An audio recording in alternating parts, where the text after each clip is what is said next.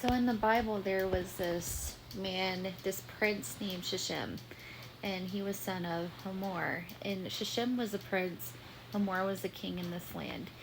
And Shishim saw one of Jacob's daughters named Dinah, and he fell in love with her, and he took her and defiled her, okay, without her permission.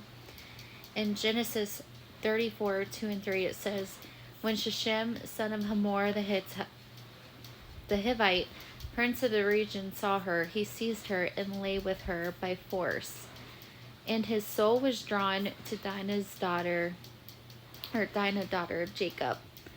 He loved the young woman and spoke tenderly to her. So he took her, he defiled her. And it also shows that when you lay with someone, your soul connects to them. So be aware of who you're giving, tying your soul with. Okay, so he defiled her, he fell in love with her, and he decided to go to Jacob. And, well, first he went to his king daddy, Hamor, and was basically like, please help me get her to be my wife. Go speak to the father. So they go and they speak to Jacob, and Jacob, when he heard this, he had to wait for his sons.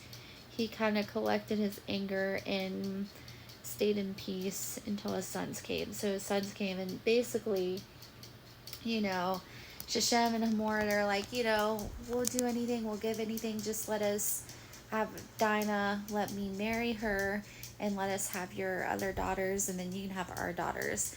So the sons were like, yeah, as long as you become uncircumcised and live like us, yeah, that's fine. They were deceiving him. So Hamor and Shechem went back to their land, and they told all the males, like, okay, you gotta be like them. We're gonna trade daughters. We're gonna have all their flocks and stuff. It's gonna be great. So they got all of the men to be circumcised, and the sons of Jacob went in and killed them all. They were being protective brothers. They really wanted revenge. They're angry and upset. Back then, you did not mix with people of different religions. For faith reasons, they didn't want their faith to be changed in their culture. So that was like a big no-no. You don't mix gods, because our God is the one true God, right? So, where was I going with this? So anyways, they were very, very angry, and they wanted revenge, and they got revenge. Well, in the process of this, see, Jacob was slow, and he kept his peace to formulate how he was going to assess and deal with the situation. His sons did not. They wanted revenge, and so they went and got it. But, in their revenge, the consequences was more suffering, grief, and fear that they brought onto other people, and not only onto other people, but in their own lives. When you do awful things to other people, you have to deal with consequences of it, and there will be consequences for every bad thing that you do, and you will not be delivered from those consequences until you ask God for forgiveness and you start to change in your life. If you truly want forgiveness, you will want to change as well. Okay, so it might feel good to get revenge in the moment, and but in the long run, it's just not worth it. God will take care of everything, okay? And people do you wrong.